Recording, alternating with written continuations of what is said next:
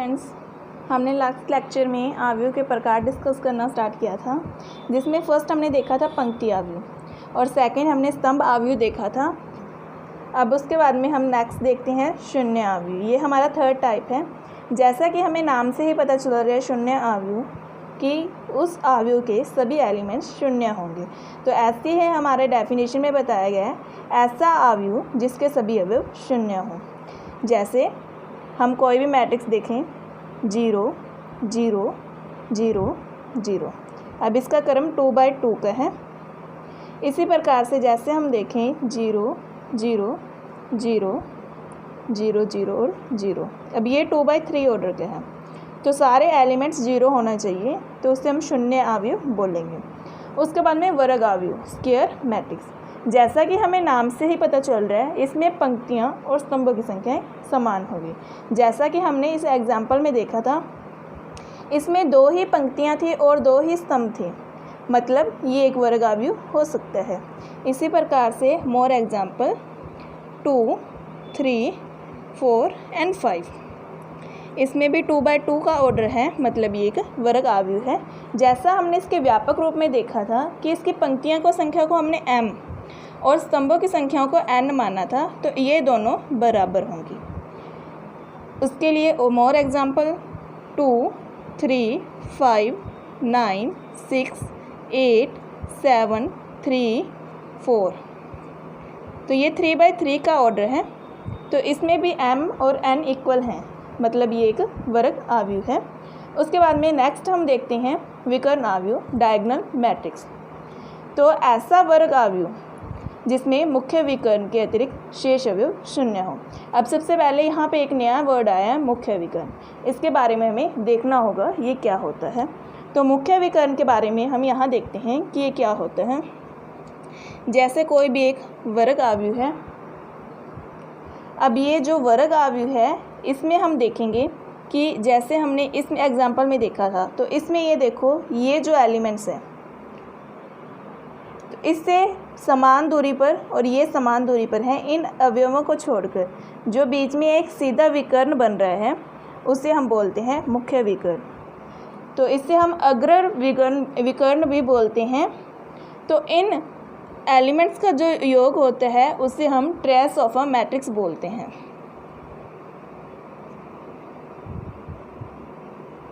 हिंदी में इसे बोलते हैं अवयव का अनुरेख।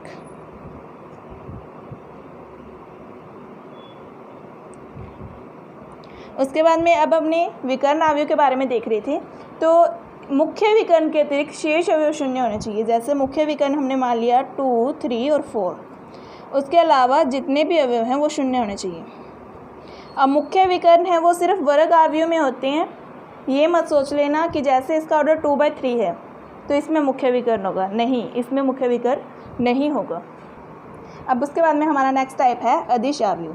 तो एक ऐसा विकर्ण अवयव होगा ये जिसमें मुख्य विकर्ण के सभी अवयव समान हों। जैसे कि हमने विकर्ण अवयव में देखा था 2 3 4 0 0 0 0 0 और 0, ये एग्जाम्पल लिया था। तो इसमें हमें देखना है कि ये जो एलिमेंट्स हैं ये सारे एक जैसे होने चाहिए। तो इसमें जैसे हम ले लेते हैं 2 2 और 2, उसके बाद में 0 0 0 0 और 0 और 0, तो ये 3/3 का ये एक वर्ग अवयव भी होगा और एक विकर्ण अवयव भी होगा, क्योंकि विकर्ण अवयव में मुख्य विकर्ण के अलावा ही सभी अवयव शून्य होते हैं। उसके बाद में हमारा नेक्स्ट टॉपिक आता है इकाई अवयव। इसे हम बोलते हैं यूनिट और आइडेंटिटी मैट्रिक्स।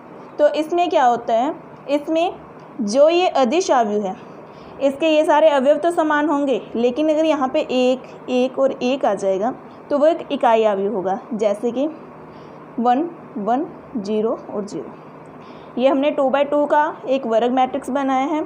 इसे हम अदिश अवयव भी कह सकते हैं, क्योंकि इसमें मुख्य विकर्ण के सभी अवयव समान हैं।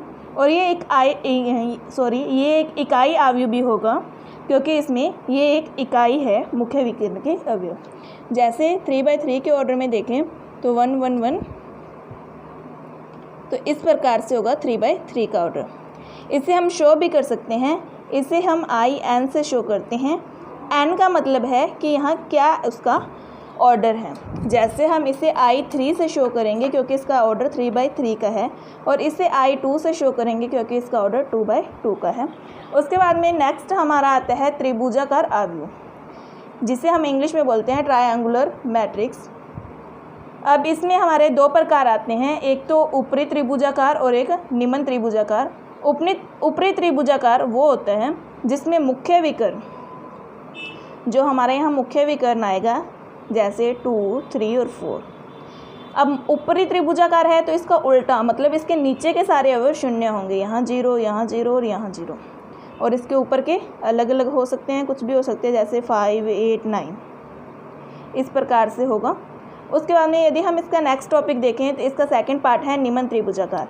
जैसे इसमें ऊपरी त्रिभुजाकार बोला गया था और नीचे के अवयव शून्य थे, वैसे निम्न त्रिभुजाकार में जो मुख्य विकर्ण होगा, जैसे हम इसी एग्जाम्पल को देखते हैं 2, 3, 4, तो इसके ऊपर के अवयव शून्य होंगे, यहाँ शून्य आएगा, और इसके नीचे के अवयव कुछ भी हो सकते हैं, जैसे 9, 5, 8।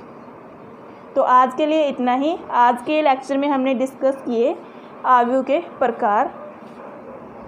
उसके बाद में हम नेक्स्ट टॉपिक में इससे आगे वाले लेक्चर्स में आगे वाले टॉपिक्स को डिस्कस करेंगे। Thank you so much.